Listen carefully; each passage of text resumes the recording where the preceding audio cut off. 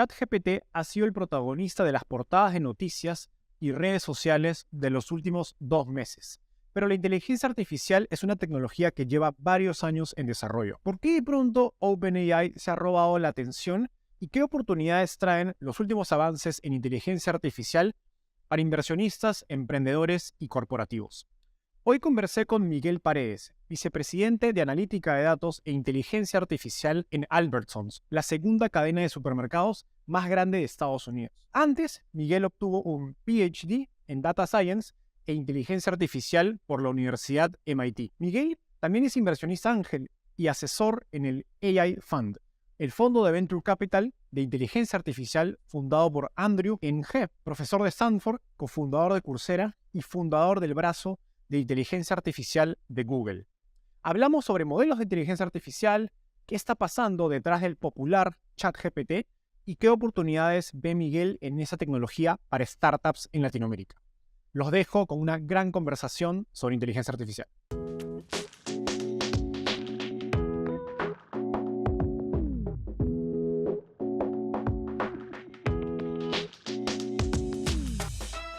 ¿Ya tienes el ansiado Product Market Fit, pero no tienes el talento experto en tecnología necesario para impulsar tu empresa? Sabemos que es difícil contratar ingenieros rápido. Por ello, Talently Hire te conecta en menos de 72 horas con desarrolladores de software con al menos 3 años de experiencia. Ya son más de 160 empresas globales como Microsoft, Mercado Libre y Nubank las que contratan con Talently, porque solo trabajan con desarrolladores con habilidades técnicas garantizadas. Su algoritmo identifica los perfiles con mayor afinidad a la vacante que tú necesitas cubrir. De hecho, si algo sale mal, Talently te ayuda a conectar con un nuevo candidato sin ningún costo adicional. Te ofrecen una garantía de hasta 3 meses después de tu contratación. Conoce más en talently.tech/hire. Hola Miguel, ¿qué tal? Bienvenido al podcast. Hola Enzo, muchas gracias por tenerme. Feliz de tenerte. Miguel, empecemos con un poco de tu historia. Cuéntanos cómo llegaste al fascinante mundo de las startups y al fascinante mundo de la inteligencia artificial. Mira, el mundo de las startups llegó por casualidad. Estaba estudiando en Estados Unidos, la maestría, y entré en contacto con amigos míos que estaban empezando compañías. Estaba haciendo un par de maestrías en MIT y mucha gente de ahí es founder y estaban haciendo compañías y yo no entendía nada, ¿no? Yo soy peruano, nací y crecí en Perú.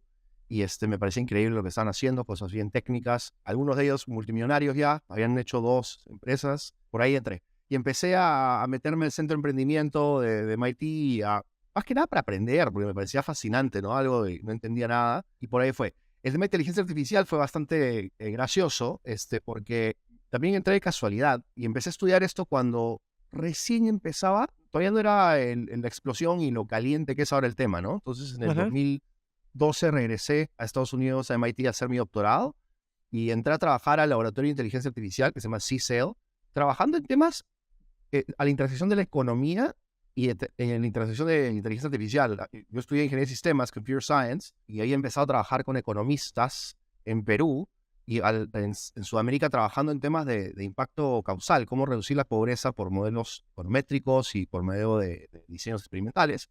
Y me empecé a dar cuenta que en realidad los economistas y los computer scientists, la gente de inteligencia artificial, veían un problema de una manera diferente, pero básicamente el mismo problema. Los economistas querían aproximar el efecto causal. ¿Por qué es que las cosas suceden? ¿No? Y la gente de computer science, machine learning, les interesaba no el por qué las cosas suceden, sino qué va a suceder. Entonces, era la diferencia entre predicción y causalidad. Y básicamente mi doctorado se enfocó en eso y por eso me metí al mundo de inteligencia artificial. Genial.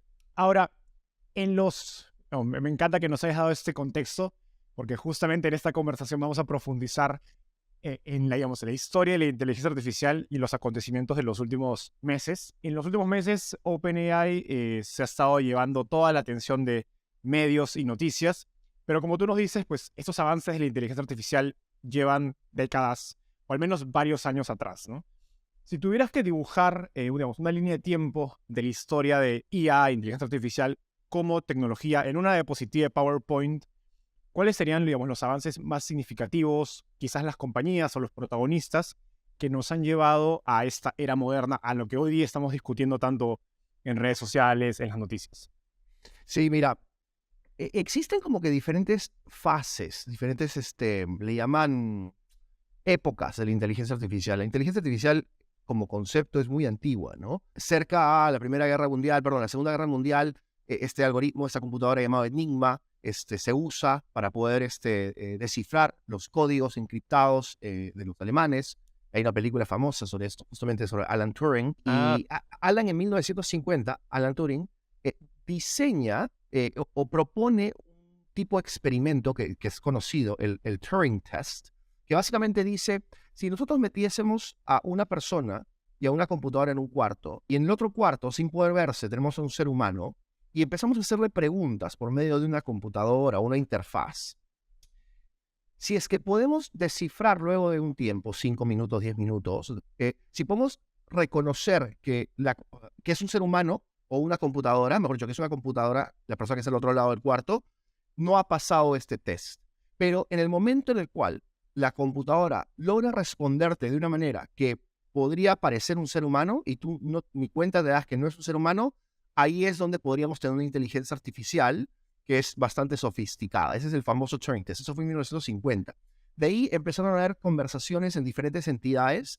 En Cornell, en Stanford, en MIT, estaban nombres famosos de personas que empezaron a juntarse y definieron el concepto de inteligencia artificial. Esto nace dentro del computer science, de ciencias de la computación. ¿Por qué? Porque empezaron a preguntarse, oye, tenemos esas computadoras que básicamente hacen cálculos, entonces hacen cosas que hacen los seres humanos, algunas cosas, y lo hacen muy bien y muy rápido. ¿Qué pasaría si podemos entrenar o enseñar a las computadoras a pensar como un ser humano, ¿no?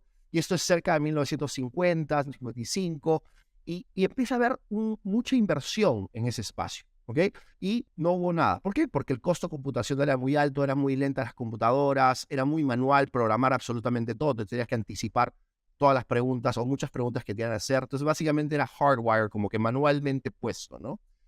Luego vienen los 70. En los 70 hay otro resurgimiento de inteligencia artificial en este espacio y nuevamente no sé, la promesa no iba a cumplirse y viene lo que se llama el invierno de la inteligencia artificial. Y luego en el 2000 y especialmente en el 2012 ocurre algo, que es que Jeff Hinton, que es un investigador famoso de temas de inteligencia artificial, está asociado a diferentes universidades, compañías tecnológicas, gana una competencia por medio de unos algoritmos, él y sus alumnos, en donde demuestran que resuelven un problema que hasta ahora ninguna computadora le había ganado a los seres humanos en cuanto al accuracy, a la precisión de la predicción. Y eso en el 2012 era una arquitectura de lo que se llama Deep Learning, que básicamente son redes neuronales. Y una red neuronal es básicamente una tecnología que emula las redes neuronales de los seres humanos. Es una arquitectura que es famosa en inteligencia artificial, pero que hasta ese momento no se le tenía mucha fe, porque era computacionalmente muy difícil de implementar, era muy lento, era muy costoso.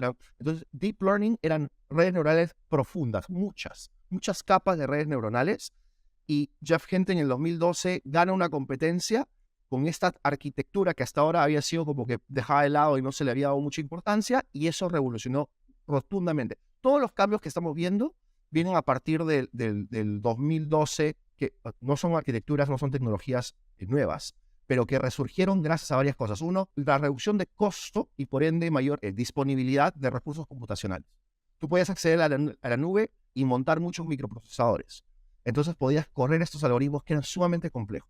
Y eso ahí, obviamente, la reducción de costo hizo que sean más disponibles, hizo que se puedan correr estas arquitecturas y que podamos encontrar este boom que hoy en día es una locura con ChatGPT y todas las cosas que estamos viendo, ¿no?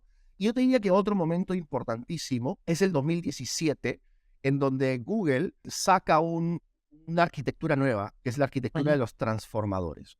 Los transformadores son un tipo de red neuronal, una arquitectura de red neuronal que lo proponen en un paper en el 2017. Ese es otro hito importantísimo. Eso de ahí es el foundation, la fundación de muchos de los modelos que estamos viendo hoy día. ChatGPT está construido sobre la base de GPT-3 y GPT-3.5, que es una arquitectura de transformadores, y DALL-E y muchos algoritmos que hoy en día generan imágenes, además, también son transformadores. Has mencionado varios conceptos que son, creo, fundacionales para entender lo que está pasando en inteligencia artificial hoy día. Uno de ellos es redes neuronales, otro es en torno a deep learning, etc. Quiero que me expliques un poco qué son estos conceptos. Si hay algunos más que tú crees que sean claves en Sí. entender, sería genial.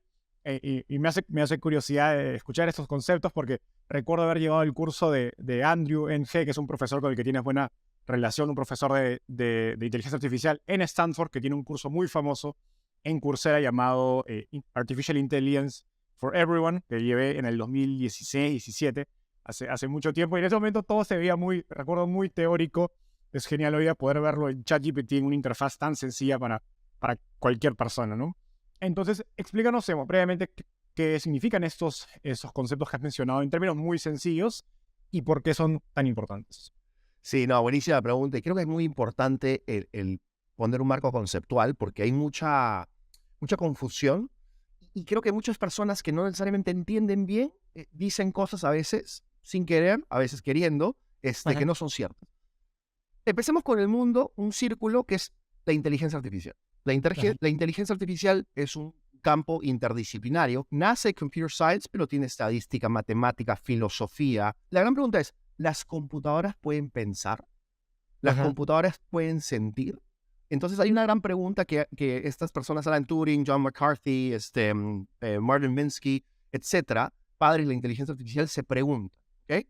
De ahí empiezan a nacer diferentes tipos de inteligencia artificial. ¿Okay? Tienes la inteligencia artificial supervisada, que básicamente lo que hace es tú le das ejemplos a una computadora, a un algoritmo, y el algoritmo aprende, se le entrena. Eso significa entrenar. Tú le das ejemplos y le dices, por ejemplo, oye, mira, este es un departamento, este es el costo del departamento, 3 cuartos en tal zona de la ciudad, tantos baños, tantos metros cuadrados, y le das el precio, y con suficientes ejemplos va a encontrar una relación, va a aprender que la relación entre el precio y las diferentes variables o atributos de ese departamento. Luego le puedes dar simplemente atributos del departamento y dile, oye, predíceme el precio de este departamento. Y va a usar su modelo que aprendió de los ejemplos y te va a decir, cuesta $100,000 o lo que sea. Ese es aprendizaje supervisado. Ese es el más común, más grande de todos los ejemplos y de las utilizaciones de inteligencia artificial hoy en día. Eso se llama machine learning, ¿ok? O aprendizaje de máquina supervisado. Mucha gente confunde y dice, sí, que ellos hacen machine learning, pero no hacen inteligencia artificial. Mentira. Machine learning es un tipo de inteligencia artificial. Luego tienes no supervisado. No supervisado, aprendizaje de máquina no supervisado, básicamente tú no le das una tarea de lo que tiene que predecir. Tú le das data y el algoritmo empieza a encontrar relaciones. No me acuerdo en qué año fue, pero justamente Andrew Ng, que mencionaste, es el profesor de Stanford, que fue co-founder de Coursera y además fundador de Google Brain, que es este brazo de inteligencia artificial de Google. Él empieza a entrenar un algoritmo de inteligencia artificial no supervisado con videos de YouTube. Horas y horas y horas de videos de YouTube que los convirtió en imágenes y lo alimentó a este algoritmo. ¿Okay? Luego, ¿qué sucedió? Que encontraron que el algoritmo era capaz de detectar, identificar gatos, personas y creo que autos también, pero gatos sobre todo y personas. O sea, obviamente el algoritmo no sabía que era un gato, pero lo clasificaba como que acá identifico algo. ¿Correcto? ¿Qué sucedió? Hay muchos datos en YouTube, hay muchas personas en YouTube, el algoritmo encontró patrones, encontró identidades, no se le dijo búscame gatos, personas, algo, simplemente lo aprendió. Ese no supervisado, tiene supervisado, no supervisado. Luego empieza el mundo de Deep Learning. Deep Learning puede ser tanto supervisado como no supervisado. ¿Y cuál es la diferencia con Deep Learning? Deep Learning usa esta arquitectura que se llama redes neuronales, pero muchas de ellas son capas, una tras otra, en donde va entrando una imagen, un precio más característico de un departamento. Lo que uno quiere analizar, predecir o aprender, ingresa ahí texto, como en ChatGPT, y va pasando por estas redes y van habiendo combinaciones y pesos para poder luego predecir o clasificar. ¿Ok? Ese es Deep Learning en el 2012 con Jeff Hinton, que venía de antes, pero que ahí se hizo popular. Ese es Deep Learning, que son un tipo específico de supervised y unsupervised. ¿Ok? Luego tienes el espacio. En términos sencillos, podríamos decir que Deep Learning son básicamente varias capas de los modelos anteriores, predecesores, me imagino, en una escala mucho mayor. Correcto. Si quieres, mira, supervised y unsupervised learning usaban ciertos métodos. Deep Learning, que puede ser supervised o unsupervised, usa redes neuronales. ¿Ok? Y usa redes neuronales y muchas, se llama deep. Son Ok. Una capa muy profunda de redes neuronales. ¿Qué pasa con la confusión de inteligencia artificial? Que algunas personas dicen, no, ellos hacen deep learning o machine learning, pero no hacen inteligencia artificial. Que existe este otro concepto, que es el concepto de inteligencia artificial general, o AGI, Artificial General Intelligence. ¿Ok? Es Ese es un Terminator. concepto, ese es un concepto que tiene que ver con lo siguiente, que es que hay personas que piensan que en algún momento vamos a tener una inteligencia artificial consciente, ¿ok? Que básicamente tome conciencia de sí misma y pueda tomar sus propias decisiones. Eso hoy en día no existe. Ujú, ChatGPT no es eso, y no lo digo yo, lo dicen los expertos. Hay ujú, expertos que piensan y tienen miedo de que AGI sea una realidad en un momento por los riesgos a la sociedad. Hay ujú, personas que piensan que no. ujú. Hace una década más o menos hubo una guerra interesante, una discusión, de repente 7 años, entre Mark Zuckerberg y Elon Musk. Elon Musk sale a decir, hay que tener cuidado, eso es preocupante, la inteligencia artificial es como invocar al demonio. Literalmente dice eso. Y a raíz de esa preocupación, él funda OpenAI, que es Ujú, el que crea ChatGPT. Ahora ya no es parte, renunció al board, seguramente ujú. sigue involucrado, pero él tenía mucha preocupación de esto. Mark Zuckerberg en ese momento le dice, oye, tú no entiendes nada de inteligencia artificial porque eso no va a suceder nunca. No sé si eso va a suceder, me parece bien raro, pero los expertos debaten sobre eso. Ujú, ujú. Genial. Ahora vayamos al presente. Digamos, OpenAI no es el único en esta carrera de inteligencia artificial.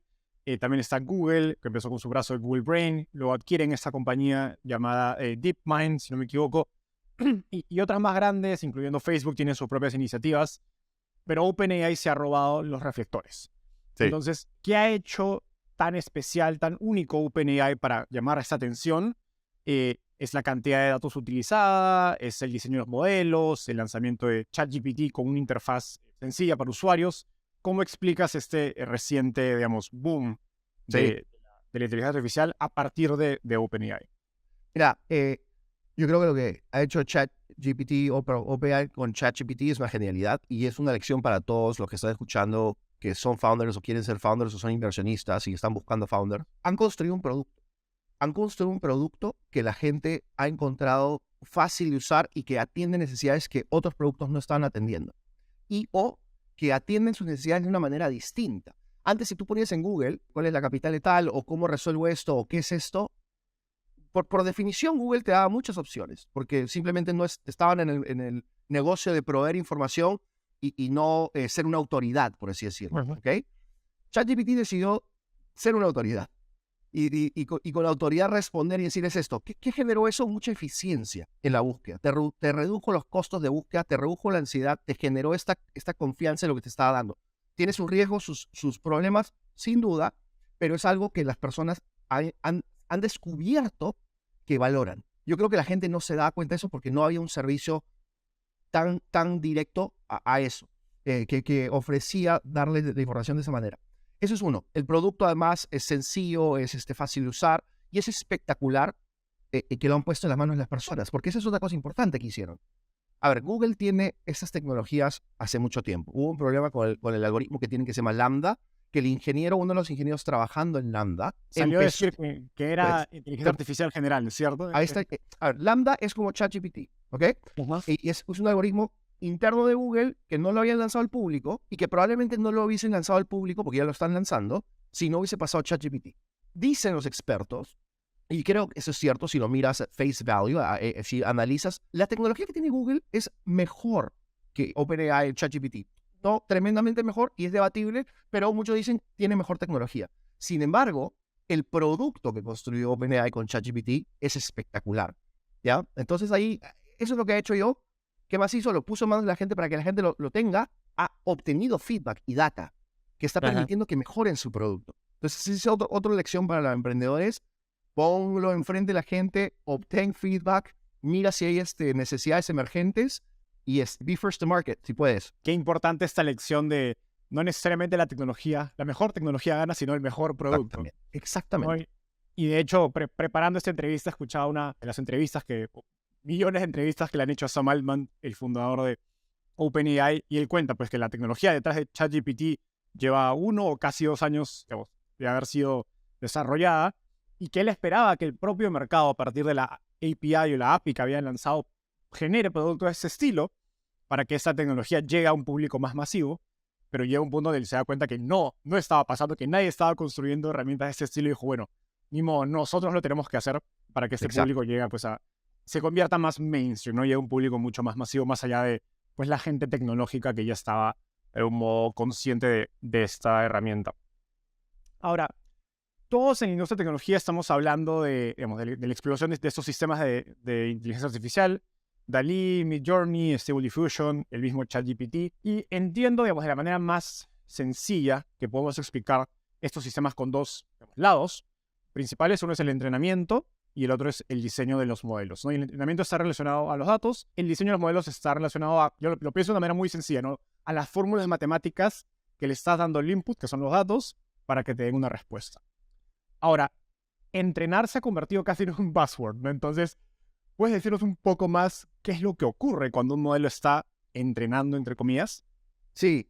Básicamente entrenar es darle data a un algoritmo que tiene cierta arquitectura, ¿no? Entonces tú construyes tu algoritmo, hay diferentes tipos de algoritmo, y dentro de diferentes tipos de algoritmo hay diferentes arquitecturas de algoritmo. Entonces, transformadores, que son la tecnología de detrás de ChatGPT, en realidad se llama modelos de lenguaje masivos, Large Language Models, LLMs. Esa es la tecnología, la arquitectura. Son transformadores. ¿Y qué son transformadores? Son redes neuronales configuradas de una manera especial. ¿Ok? Ese es el diseño. Ahora, tú puedes tener otros tipos de modelos. Puedes tener árboles de decisión y aquí hay unos súper sofisticados. Puedes tener diferentes tipos. Luego está el entrenamiento, si quieres, y luego con el entrenamiento la inferencia. El entrenamiento es darle datos y pasar los datos por medio de este modelo, ¿no? Entonces, los datos entran al modelo, el modelo analiza los datos, encuentra relaciones, pone pesos a diferentes variables, ¿ya? Etcétera, y te bota un output. Normalmente lo entrenas, si es nuevamente inteligencia artificial supervisada, dándole ejemplos de aquello que quieres predecir o clasificar, como el ejemplo del departamento. ¿Okay? Y luego le das data que no tiene lo que se llama el label, ¿okay? O el Y, aquello que quieres predecir o clasificar. Digamos. Exacto. Y lo que sucede ahí es la inferencia. Ya no es aprendizaje, ya no es entrenamiento. El algoritmo ya no está aprendiendo de la data que le das, ahora está infiriendo. Está prediciendo, clasificando, está encontrando patrones. Esa inferencia se hace sobre data que tú no sabes, una data nueva, que no sabes cuál va a ser el precio o qué tipo de, si es spam, no es spam, o si es una imagen o no, si vas a hacer una imagen, de repente hay niños y no puedes mostrar ciertas imágenes, es decir, clasificarlas y vetarlas. Eso es lo que está sucediendo en el entrenamiento, básicamente. Creo que lo más interesante de estos modelos, y en particular ChatGPT, con el que más interacción he tenido, es lo específico de sus respuestas. Ahora, no es que hayan sido entrenados o que los modelos tengan millones de reglas específicas acerca de, ok, Enzo va a buscar esto y dale tal respuesta cuando pone tal palabra, ¿no? Entonces, es impresionante esa especificidad en una búsqueda que yo hago dentro de ChatGPT con tantas múltiples variables que puede tener en temáticas, adjetivos, etcétera, todo lo que el lenguaje te permite explicarle a la computadora. ¿Puedes explicarnos, un poco más qué es lo que sucede cuando uno le pide al modelo algo? O sea, ¿qué está pasando en ese modelo? Sí. Mira, estos modelos se llaman nuevamente modelos de lenguaje masivos o grandes, que como es ChatGPT, han sido entrenados en masivas fuentes de información, texto. ¿Okay? Y así similarmente los modelos de imágenes han sido entrenados sobre imágenes, modelos de programación o de soporte de la programación han sido entrenados sobre mucho código, ¿correcto? Entonces, lo que hacen, por ejemplo, los ChatGPT o estos modelos de lenguaje han sido entrenados en más o menos unos 570 gigabytes, es muchísimo. ¿Qué son estos? Es Wikipedia, es texto de internet, son libros, son artículos, entonces todo la data texto que se ha podido encontrar, se ha metido al algoritmo y el algoritmo ha aprendido de estas cosas. Entonces, ¿qué sucede cuando uno le pregunta? Por ejemplo, el otro día estaba jugando con ChatGPT, que me he hecho suscriptor a la versión pagada. Le estaba preguntando cuáles son los prompts más comunes que te hacen. ¿Qué está haciendo ChatGPT? ChatGPT está guardando todo lo que le preguntan. Todo. Eso es increíble. O sea, OpenAI es una genialidad lo que está haciendo. Entonces, ¿qué está haciendo? Está guardando los prompts. El prompt es básicamente el texto, la pregunta que uno le hace. Y me hizo un ranking, me sacó las 10 primeras. Lo más común es que solo con prompt te refieres a la búsqueda, ¿no? O lo que le preguntas al claro, el texto que tú le ingresas a ChatGPT, ¿no? Oye, ¿cuál es la capital de tal? O ¿para qué sirve esto? Ese es un prompt. ¿no? Ok. No sé cuál es la palabra en español, perdón. Y esa pregunta, ese enunciado que le das a ChatGPT, las más comunes son ¿para qué sirve X? O sea, X siendo algo. Ajá. ¿Cuál es el significado de X? O cómo compara X e Y. Entonces la gente está usando ChatGPT para entender cosas, para entender el mundo, ¿no? Ajá. Entonces eso es interesantísimo, porque ¿qué te dice? Que está emergiendo esta necesidad de la gente de, oye, tengo muchas dudas, tengo muchas preguntas y he encontrado una forma de responderlas, ¿correcto? Ajá. Y entonces eso sucede cuando uno ingresa una pregunta o un enunciado a ChatGPT. ChatGPT toma ese enunciado y lo que hace es, lo analiza, ¿ok? Este modelo, este transformador, lo coge palabra por palabra y entiende el contexto de la pregunta y va y busca en su repositorio de texto sobre el cual ha sido entrenado el espacio de cosas relacionadas con eso, de repente con una ciudad, con un término, con algún tipo de concepto, y entiende en la pregunta, entiende entre comillas, acá hay una Ajá. discusión filosófica, Exacto. determina la pregunta que se le está haciendo y busca las respuestas que son apropiadas para ese tipo de preguntas y te escoge la de probabilidad más alta, ¿no? Entonces te dice, oye, mira, cuando preguntaron de esta forma, la manera más común en todos los artículos y textos que he visto de responder es de esta forma gramatical. Y como preguntaron sobre X y preguntaron Y sobre X, voy a buscar Y sobre X en algún lado de Wikipedia o lo que sea. Y eso ya está preprocesado y está entrenado, entonces como que lo saca muy rápido, ¿no? Que parece que estás hablando con alguien, es increíble. Exacto. Al final, cuando tú le das una respuesta, ChatGPT o cualquiera de estos modelos te pide, digamos, feedback sobre Correcto. esa respuesta. Y con eso van perfilando o mejorando el nivel de confianza o probabilidad con el que te están dando una respuesta que según ellos es correcta. Que esa Es diferencia de correcto. Google, donde Google está buscando, bueno, haciendo el paralelo con Google, tiene un comportamiento similar en el sentido que Google te da respuestas donde la gran mayoría de gente vota a través de sus clics que es una respuesta correcta. Es correcto. Sí, y solamente un comentario ahí, ¿no? O sea, yo creo que nos hemos olvidado de la gran innovación que hizo Google hace, no sé cuánto fue, 3, 4, 5, de repente 2 años, si estoy recordando mal, pero no sé si te acuerdas que en algún momento Google empezó a dar información. O sea, si tú ponías Sí. en Google, oye, ¿qué cosa es ChatGPT? Bueno, en ese tiempo no. ¿Qué cosa es X, Y, Z? Te botaba una respuesta, una definición, y te salía de dónde lo había sacado. Pero Sí. lo que usaban en inteligencia artificial sobre esa página, te armaban un texto que permitía responder eso y te lo ponía. Y es más, te sale una lista de preguntas relacionadas. Eso existe hace mucho tiempo. ¿Cuál es la diferencia? La diferencia es que la interfaz, el producto es distinto y no tiene el nivel de especificidad que tiene ChatGPT, ¿no? Correcto. Esa funcionalidad es una de las que los SEO, los marqueteros de SEO detestan más, porque Claro. te pierde la posibilidad de ganar los clics, digamos, y la exposición a tu página web Exactamente. para ventas, productos, lo que sea. Siguiendo por esa línea de la configuración o cómo funcionan los modelos, hemos visto varias evoluciones, ¿no? Ha habido DALL-E 1, DALL-E 2, GPT-1, 2, 3. Entiendo que ChatGPT es como 3.5. Se anuncia que pronto vendrá el 4. Entonces, estos modelos están constantemente en evolución, cada 6, 12 meses, etc. ¿Qué pasa entre estas evoluciones del modelo? ¿Qué están haciendo, digamos, los equipos detrás para mejorar estos modelos? Y acá también surge la pregunta humana.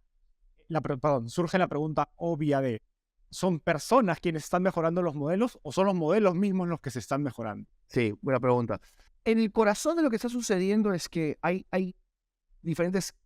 información nueva que está entrando, ¿ok? Entonces, Ok. pero esa información nueva podría mejorar el modelo anterior, ¿no? Entonces, un ChatGPT 2, perdón, un GPT-2 Pues sí. con información nueva podría mejorarse al igual que un GPT-3. Entonces, la data nueva, el feedback, ayuda a calibrar las predicciones mejor. Pero eso es cierto y no varía dependiendo de la arquitectura. Lo que realmente está sucediendo es que está cambiando y mejorando la arquitectura. Están encontrando optimizaciones en la arquitectura, están haciendo cambios, están testeando diferentes arquitecturas y encuentran que ciertas configuraciones, ciertos parámetros, ciertos algoritmos funcionan mejor en la tarea final de predecir ciertas cosas. También, ¿qué está sucediendo? Es que a veces las arquitecturas las están diseñando o están diseñando hardware, microprocesadores que permitan soportar a estas arquitecturas. ¿no? Y permiten tener arquitecturas que antes no eran posibles porque el hardware es una restricción fuerte. Entonces, al modificar los microprocesadores para poder hacer cierto tipo de operaciones más rápido o en paralelo o diferentes, tú puedes implementar ciertas arquitecturas de software que son más eficientes.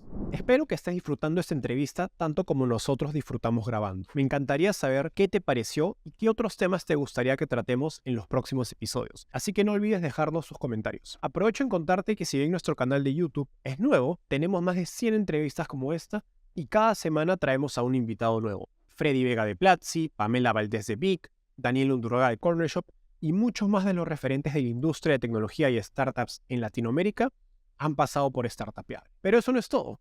Llevamos más de 3 años creando una biblioteca de contenido gratuito sobre emprendimiento y tecnología. Puedes revisar nuestro glosario con todos los términos técnicos de emprendimiento, nuestro blog con guías, tips y lecciones clave sobre startups y nuestro directorio donde encontrarás un listado con las startups e inversionistas más importantes de la región. Ingresa a startupeable.com dando clic aquí arriba y acelera tu crecimiento en el mundo de las startups. Por último, no dejes de suscribirte y seguirnos en redes sociales.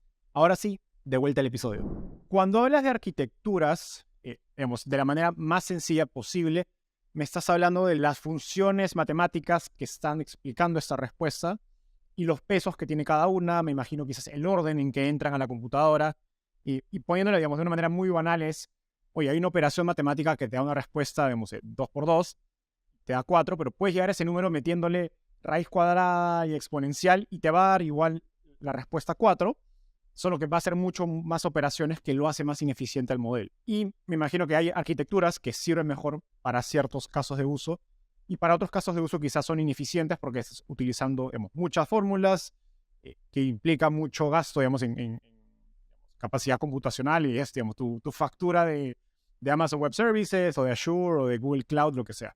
¿Cierto? Sí, a eso te refieres. Sí, o sea, básicamente tienes diferentes formas de configurar tu algoritmo, tus redes neuronales, tus cálculos. Tienes diferentes formas también de procesar la data. Entonces puedes tener diferentes componentes que hacen diferentes cosas. De repente estás trabajando en algunos componentes con pedazos de data individual, algunas variables individuales. En otros componentes estás metiendo 2, 3, varios pedazos de información. Y a la vez también estás jugando con los diferentes pesos, las probabilidades, los métodos, ¿no? Buenísimo. Es impresionante la cantidad de variables que pueden entrar, no solo en la data, sino detrás, ¿no? De lo Y que este pasa a nivel espacio modelo. de arquitectura, del diseño de la arquitectura para estos algoritmos es sumamente complejo. Es más, hay muchos algoritmos que lo que hacen es exploran el espacio de arquitecturas posibles. Entonces, hay mucho trabajo de investigación, de autogeneración de arquitecturas y de testeo de qué arquitectura es la que permite optimizar cierto objetivo, ¿no? E imagino que hay arquitecturas que funcionan mejor como para ciertos casos de uso versus otros que no, ¿no? De repente para Es ChatGPT correcto. es una arquitectura que funciona, de repente para tu trabajo del día a día en Albertsons hay hay arquitecturas que son más óptimas para ese caso de uso, Tal caso cual. de negocio que tienes tú. Y algo bien, hay otro tema bien importante relacionado con lo que dices. Hay arquitecturas que hay una palabra en inglés que se llama overkill, que son demasiado. O sea, es como que no necesitas tener un algoritmo de deep learning para resolver un problema típico que puedes resolver con un machine learning tradicional, ¿no? Ajá. Predecir el precio de un departamento cuando tienes pocas variables, pocos atributos, va a ser básicamente lo mismo con machine learning tradicional supervisado que con deep learning. Pero no puedes agarrar y generar una imagen, video, algo nuevo con los modelos tradicionales porque no está diseñado para eso. Correcto. Haciendo un paralelo, si tienes un e-commerce y te pones a programar una página web en lugar de abrir un Shopify, que en 5 minutos te lo hace sin poner una línea de código, eso sería un poco el paralelo a lo que estás explicando digamos, hacer un overkill o un uso casi que vanidoso de la tecnología porque no tiene ningún sentido de negocio detrás. Claro. Miguel, ahora me gustaría hablar digamos, profundizar en las oportunidades que hay detrás de esta tecnología. Conversando con varios inversionistas en Silicon Valley, digamos, en mi día a día del trabajo en Rich, donde estoy, he escuchado varias veces esta idea de que las oportunidades de inversión, de negocio, están o van a estar en la aplicación de inteligencia artificial a sectores y problemas específicos, más no en la tecnología en sí misma, pues esa tecnología va a ser, digamos, dominada y eventualmente comoditizada por los grandes jugadores, sean OpenAI, Microsoft, Google, etcétera, porque se requiere mucho capital, mucha infraestructura para poder realmente empujar las barreras de esta tecnología. ¿Estás de acuerdo con esta visión? Estoy de acuerdo en un 98%. Ok. Totalmente de acuerdo, la inteligencia artificial se está comoditizando y quien lo suple es un grupo muy reducido de compañías. Correcto. O sea, como es tan caro construir estos tipos de tecnologías, necesitas la gente adecuada. Necesitas tener acceso a las computadoras, los procesadores, son millones y millones. Entrenar un algoritmo de ChatGPT está en millones de dólares. Tenerlo corriendo en millones y millones de dólares. Entonces, Ajá. la mayoría de compañías, de compañías del mundo, no se puede dar lujo. O sea, una compañía pública, si que los inversionistas, los shareholders, miran cuánto se está gastando en esto, decir, ¿para qué? Simplemente contrata a Google o a Amazon, usa su servicio. No tiene un sentido, ¿correcto? Entonces, eso está sucediendo. Que es un paralelo con lo que pasó con la infraestructura cloud, ¿no? Con los Tal cual. servicios de cloud. Que hizo de que haya este boom en startups, SaaS, ¿no? Y que ha Exacto. hecho que haya tantas, y que fue mucho la premisa de Andreessen en invertir en compañías que podían ahora construir esas soluciones, ¿no? ¿En qué parte no estoy de acuerdo? Creo que la mayoría de problemas de inteligencia artificial en el mundo, vuelvo a la parte que estoy de acuerdo, ¿ya? Porque estoy de acuerdo porque van a terminar usando los servicios de OpenAI, de Google, de Microsoft, y como hay competencia entre ellos, va a reducirse los precios, y porque al final, de cierta manera, ellos van a ganar si es que tienen más data. Y al yo usar su servicio, le doy más data, puede mejorar el performance de sus algoritmos. Bien importante, el valor de la data, ¿ok? No nos damos cuenta de eso, pues el feedback que le damos es oro. ¿Qué sucede? Que la gran oportunidad del mercado está en las aplicaciones, en las industrias. Pongamos a pensar, ¿qué porcentaje de industrias, de casos, de use cases, hoy en día usan inteligencia artificial? Así, ninguno. Hay algunos ejemplos, algunas compañías, pero en general el mundo tiene poco impacto en cuanto a inteligencia artificial en muchas cosas. Hay Uber, Spotify, Netflix, embebido tenemos inteligencia artificial, Siri, sin duda. Pero otras cosas, pagar ciertas cosas, los servicios, el colegio, la información, etcétera, no está embebida ahí. Entonces la oportunidad es un no-brainer, es gigante. Ajá. Todo el mundo es un campo verde para meter la inteligencia artificial, ¿ok? Ahora, no es Ajá. fácil, y creo que lo más importante no es la inteligencia artificial, es el conocimiento de dominio, conocimiento de la industria, del problema del consumidor.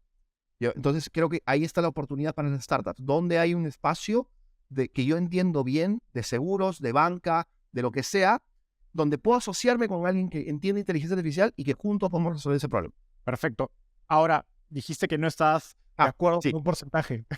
Sí, porque creo que no estoy de acuerdo, porque creo que siempre va a haber empresas que innoven y debe haberlo. Entonces creo que van a haber empresas que de repente no van a meter el nivel de inversión que Google o que OpenAI le puede meter, pero que van a meterle a una arquitectura y a un paradigma de inteligencia artificial distinta. Van a coger algún paper de alguna universidad que genera esta idea interesante y lo van a implementar. Les va a costar menos, seguramente van a tener que levantar dinero, pero Ajá. eso va a ser caro, pero no tanto. Y va a ser una innovación muy interesante y algo muy parecido a OpenAI. Nuevamente, OpenAI, el algoritmo detrás de ChatGPT, digamos que no es el más avanzado, es muy avanzado, pero hay que decir, es debatible, pero hay que decir que no lo es. Porque es que han logrado 100 millones de usuarios en 2 meses, gracias al producto que han diseñado. Entonces creo Ajá. que hay una innovación tecnológica que sí podría alimentar. O sea, el ejemplo de ChatGPT es un ejemplo de que no necesitas, asumiendo que tienes acceso a ChatGPT o a esos modelos, de tener la inteligencia artificial para poder realmente crear una oportunidad y capitalizarla. Sin embargo, va a haber algunos que probablemente van a ser una mezcla de tecnología más insight y producto que van a abrir un espacio que no existe. Perfecto.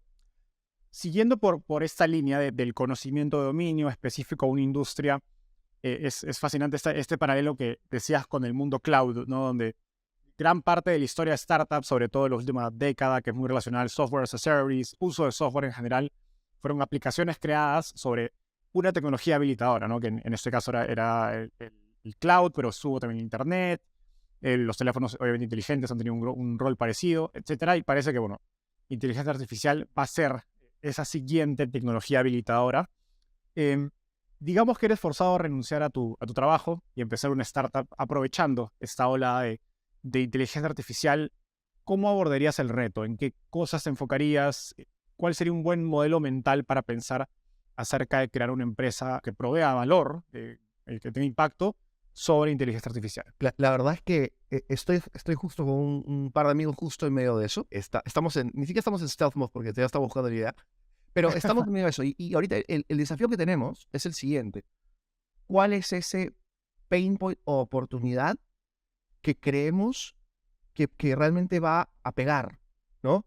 Entonces, estamos explorando cuáles son los pain points. Y te digo, ¿qué recomendaría daría? ¿Qué pain points, qué industrias conoces y en esas industrias qué pain points hay? O, ¿qué pain points tienes tú?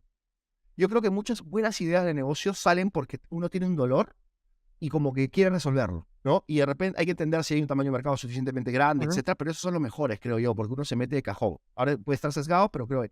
Entonces yo te diría que el principio guía es qué dolores o qué oportunidades o preferencias, necesidades latentes, que no necesariamente son un dolor, pero que es algo que sería qué bonito tenerlo. Por ejemplo, ChatGPT, creo yo, ha demostrado de que la gente quiere información, la gente quiere respuestas, ¿correcto? Y la manera como lo estaba recibiendo no era necesariamente la óptima. Entonces, han encontrado esta manera que es mejor que la anterior. Probablemente hay mejores maneras. Y hay oportunidades ahí de innovar, ¿no? Entonces, yo creo que eso. ¿Qué cosa quiere el consumidor? Es lo más importante. Suena cliché, pero es la verdad. ¿Qué es lo que quiere el potencial cliente, no? Es gracioso que menciones lo de ChatGPT. Creo que muchos inversionistas antes decían, si Google lo hace, ya nadie podrá hacerlo. Y ahora ChatGPT es algo muy sencillo, mostrar, bueno, Google no pudo hacerlo, ¿no? Exacto. Entonces, esa era esa gran objeción de muchos inversionistas. Ahora, ¿crees que los productos o negocios más defendibles que podrían ser, digamos, construidos incorporando inteligencia artificial, tienen necesariamente un componente incorporar datos continuos de sus clientes? ¿Y esto se convierte en ese famoso moat o defensibilidad? Sí, totalmente. O sea, en realidad acá, la verdad, el factor diferencial no es la inteligencia artificial. La inteligencia artificial se está volviendo un commodity, va a ser un commodity en el futuro, sin duda. Podría estar equivocado, pero no, creo que no lo estoy. ¿Qué cosa es el factor diferencial? La data. Lo más importante en el espacio de la inteligencia artificial es la data. Tú no entrenas un algoritmo sin data. Entonces, ChatGPT se entrenó sobre todo el texto que hay. O sea, no todo, pero muchísimo el texto que hay. Ahora, muchos tienen acceso a ese texto, podrían entrenar sus algoritmos. Lo que no tienen es la plata para las computadoras, el know-how, los expertos, etc. La data es lo que hace la diferencia. En las empresas, eso también es importante, las empresas tienen data propietaria que hace que sea muy valiosa su información. Por ejemplo, yo trabajo en Albertsons, que es una cadena de supermercados. Nosotros tenemos data del consumidor que compra, papel higiénico, leche, queso, mantequilla. O sea, la foto que podemos tener de las personas es impresionante. ¿Por qué compro una mantequilla light versus uno con sodio bajo versus el yogur tal? O sea, es increíble. La data que tenemos es única, no la tienen otros. Lo tienen otros de supermercados, pero no lo tienen fuera.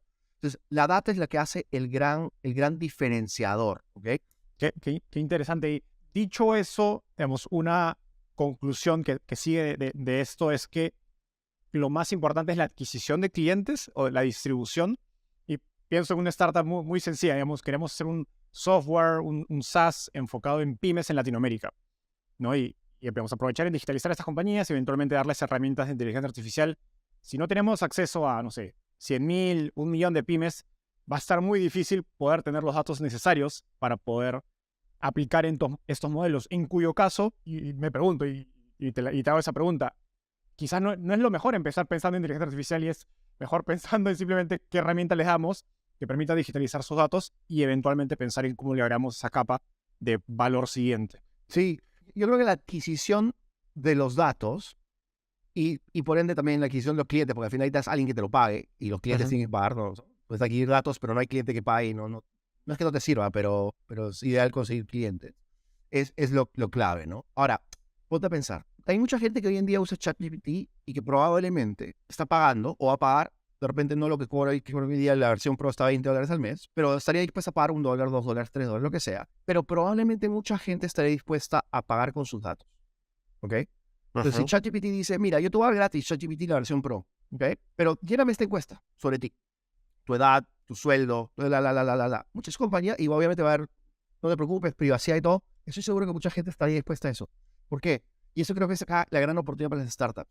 ¿Cómo haces para crear un producto tan valorado de que los clientes estén dispuestos a darte sus datos? Porque saben que con sus datos tú vas a crear un producto inclusive mejor, que le va a permitir conseguir, no sé, esa raqueta de tenis al mejor precio cuando esté en la oferta en tal lugar que ellos ni siquiera se tienen que preocupar, ¿me entiendes? Entonces, esa es la gran oportunidad. Datos propietarios, datos de tu consumidor, la confianza, un buen producto que haga que el cliente esté usándolo, haya engagement, te genere datos, pero luego, ¿cómo haces para que te dé sus datos? En este contexto, yendo al caso de Latinoamérica, donde hay tantas industrias que están recién empezando su transformación digital y por lo tanto, digamos, hay baja penetración de, digamos, de software y de herramientas para capturar datos, sea teléfonos, computadoras, software sencillos, etcétera. Porque quizás el mayor limitante es el cuaderno de trabajo donde muchas pymes o muchos negocios pequeños capturan sus ingresos, sus gastos. ¿Existe realmente una oportunidad hoy, digamos, de apalancar datos y modelos de inteligencia artificial más allá de los grandes corporativos de cada país en Latinoamérica? ¿O cómo crees que deberían pensar las startups latinas acerca de esta oportunidad? Sí, sin duda lo hay, ¿no? O sea, es verdad que hay mucha data que no es digital en Latinoamérica, ¿correcto?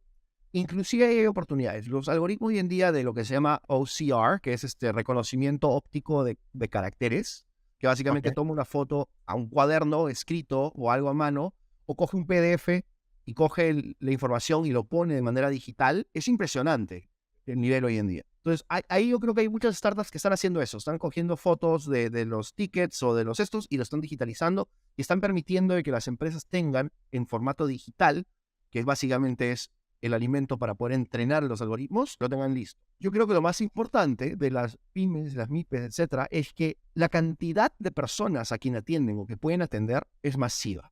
¿Okay? Y probablemente pueden adquirir datos de ellos construyendo un buen producto y eso les va a permitir realmente usar esa información para de repente pensar en otras aristas o en hacer partnerships con otras empresas que resuelven algo acerca de sus clientes. Entonces yo creo que lo más importante es ese entendimiento del cliente y la industria en que están. Esa información debe preguntarse cómo puedo usar inteligencia artificial en los servicios que existen, en estos productos como un servicio de Google, Amazon, etcétera, que hoy en día me podrían ayudar, por ejemplo, a detectar qué clientes se van a ir, que se llama churn. Podrían tranquilamente, asumiendo que tienen la data digital, usar uno de estos servicios para clasificar, oye, estos 30 clientes son los clientes que no me compran en el último mes y mi algoritmo ha encontrado que los clientes que no compran o reducen su compra en 50% en un mes, se van. De cosas sencillas así, ¿no? O, oye, de repente necesito, este tipo de clientes son los que mejor me pagan, vamos a analizar sus datos. Ah, mira, me está clasificando este cliente de esta manera y corre ese mismo clasificador en toda mi base de datos de clientes y esta es la lista de clientes. Entonces, ellos tienen una oportunidad de venderle más cosas, cross-selling de repente, ¿no? Pero yo creo que sí hay oportunidades, creo que hay un mito de que esto es difícil. ¿Es difícil? Lo que es difícil, sí es difícil, pero lo que más difícil es ese insight que permite generar valor con inteligencia artificial. Y eso hay por todos lados. Hablando de estos low-hanging fruits, ¿no? Que son las posibilidades más sencillas para generar mucho valor con inteligencia artificial. Tú has tenido mucha experiencia en el lado corporativo, tanto en el grupo Breca, en Perú, donde los ayudaste a implementar datos en inteligencia artificial en múltiples industrias, y ahora en Albertsons, en Estados Unidos, en esta cadena de supermercados muy, muy grande. ¿Qué le recomendarías a profesionales que quizás están en startups ya, digamos, serie C, D, en etapa avanzada, o corporativos, que hay mucha gente en corporativos, en brazos de innovación que nos escucha? ¿Qué les dirías como tips o pasos? Enfócate en uno, dos o tres si es que quieres implementar una estrategia de datos e inteligencia artificial en tu compañía, sobre una base de clientes y datos existentes, ¿no? Claro. Mira, lo más importante, yo siempre digo cuando converso con corporativos y con startups también, es ese entendimiento del dominio, ¿no? El conocimiento del dominio. ¿Por qué? Porque o sea, hay que entender el P&L de una compañía, el estado de ganancias y pérdidas, y hay que entender la estrategia. Si uno sabe cómo uno hace plata y dónde está el valor, y la estrategia básicamente es en qué me enfoco y en qué no, uno en esos espacios estratégicos y esos espacios del P&L donde hay más oportunidad de ganar dinero o de crear valor para el cliente, ahí enfocas. Por ejemplo, si tu NPS, tu satisfacción está mala, bueno, implementa voice to text, convierte los audios de customer, de las llamadas al call center, entiende cuáles son los problemas, qué tal están respondiendo, ¿no? O, oye, mira, ¿sabes qué? El tema del churn está bajo, bueno, eso va a impactar el top line, va a permitir que haya más ingresos porque no se te van tus clientes. Aplica un modelo de inteligencia artificial para reducir el churn. Ese entendimiento del negocio es el que permite enfocar la inteligencia artificial. ¿Qué sucede muchas veces? Las personas de inteligencia artificial, data science, machine learning, etcétera, son personas muy buenas, muy capaces. No necesariamente, no es una generalización, pero muchos no necesariamente entienden el negocio o no han sido invitados a entender el negocio. Entonces yo le diría a estas personas, invítalos a que aprendan. Invita a las reuniones porque ellos tienen los lentes de inteligencia artificial. Entonces, 2 consejos. Adquiere esos lentes en un curso como el que tú hiciste, Inteligencia Artificial para Todos, o algo así. Lee un poco de qué trata a cierto nivel de profundidad. Simplemente para que tengan los lentes de que, mira, con esta data puedo construir un modelo de churn, un modelo de pricing, un modelo de lo que sea. ¿Okay? Y llamo al equipo que lo haga, a unos consultores que lo hagan. Pero hay que entrenar a los de inteligencia artificial que entiendan la importancia del P&L, de la estrategia y cómo se construye valor, ¿no? Eso es lo más importante, creo yo. Buenísimo. Miguel, más allá de ChatGPT, si hacemos un zoom out, retrocedemos como 10.000 metros sobre el cielo y pensamos un horizonte a, no sé, 12, 24, 36 meses, ¿qué es lo que estás siguiendo más de cerca? ¿Dónde tienes puestos los ojos? Si sale algo nuevo y quieres ser el primero en saberlo. Sí. Mira, tengo la suerte de ser parte del AI Fund. El AI Fund es este fondo de Venture Capital y el Venture Studio. Incuban empresas de inteligencia artificial de Andrew Ng, este profesor de Stanford, cofundador de Coursera, fundador de Google Brain, etc. Estuvimos hace una semana en un offsite en los miembros de este equipo y vinieron todos los founders de las empresas del portafolio, vinieron personas de Google y estuvimos hablando sobre esta nueva tendencia que hay de ChatGPT, que en verdad es un tipo de modelos que se llaman LLMs, pero en general el espacio ha tomado un nombre que se llama inteligencia artificial generativa o Generative AI. Y ChatGPT tiene que ver con el modelo generativo de generar cosas, ¿correcto? Y hay de imágenes, hay de videos, de cosas tridimensionales, de texto, etc. Este es el espacio ahorita súper caliente. O sea, se están invirtiendo millones y millones y millones de dólares en ese espacio. A pesar de que Venture Capital ahorita está un poco lento, ha bajado, en este espacio la cantidad de startups formándose es impresionante, la cantidad de dinero invirtiéndose es impresionante. Entonces, esto es lo que estoy mirando. Estoy conversando con mucha gente de Latinoamérica que me está escribiendo y me está diciendo, oye, tengo esta idea, me puedes contactar con el fondo. Y hay estas conversaciones que están sucediendo. Ese es el espacio caliente, creo yo. Es algo que recomendaría a toda persona que está trabajando en una startup existente. ¿Cómo podemos usar ChatGPT como un API para atender mejor a nuestros clientes? ¿No? Todavía no sé si está en español, pero probablemente no es tan bueno en español como en inglés, porque el modelo ha sido entrenado con data en inglés que es masiva, pero hay que ir pensando cómo podríamos usar eso, ¿no? Total. Y creo que algo interesante de lo que dices es que Venture Capital como industria tiende a ser bastante irracional. Y creo que es curioso porque es una industria que se mueve por olas, ¿no? En una época fue la ola del consumer internet, ¿no? En los 2000, luego vino la ola de los móvil, luego cloud, Web3 hasta hace un año obviamente se ha ido al piso. Y hoy día la nueva ola, pese a que el mercado está en los pisos y todo es negativo, la ola que genera optimismo es la ola de la inteligencia artificial y como dice Miguel, está pasando, estando en Silicon Valley lo veo, en el fondo donde yo soy de educación, nos pasamos la mitad del tiempo ahora pensando en cómo combinar educación con inteligencia artificial, entonces es una realidad y si hay emprendedores trabajando en eso, bueno, va a ser una ola que van a poder pues, surfear a su favor en interés por talento y obviamente inversión, pero también creo que PR, marketing, etcétera, va a ser una ola que va a ser positivo si es que están haciendo un producto interesante y solucionando un problema de verdad, ¿no? Porque también hay mucho que probablemente va a quedar en hype. Sí. Suele pasar con estas olas. Correcto. Miguel, ya para cerrar una ronda de preguntas rápidas, y te voy a hacer una pregunta corta y me tienes que responder en menos de un minuto. ¿Estás listo? Perfecto. Sí. Si tuvieras que empezar en este mundo de inteligencia artificial de nuevo, desde cero, ¿cuál sería el principal consejo que te darías? Agarraría uno de estos MOOCs, como el que tú hiciste, y llevaría un curso sobre qué es inteligencia artificial, ¿no? Ese es el principal. O sea, no le tendría miedo y me metería. Creo que mucha gente no se mete porque le tiene miedo. Buenísimo.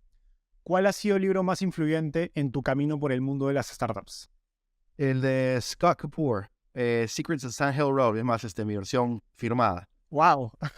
Es maravilloso este libro, porque para aquellos que quieren entender más el mundo de Venture Capital, Startups, Silicon Valley, este libro es espectacular. Para quienes nos están escuchando en Spotify, Miguel acaba de mostrar el libro de Secrets of Sand Hill Road, firmado por Scott Kapoor, que es uno de los socios de Andreessen Horowitz, este fondo súper famoso. Finalmente, ¿qué te gustaría cambiar del mundo de las startups en Latinoamérica? Me encantaría que escuchara más y más founders pensando en empezar su negocio desde Silicon Valley o Israel o cualquier foco que no es solamente Latinoamérica. No hay nada malo con eso. Espectacular hacerlo en Latinoamérica, lo necesitamos.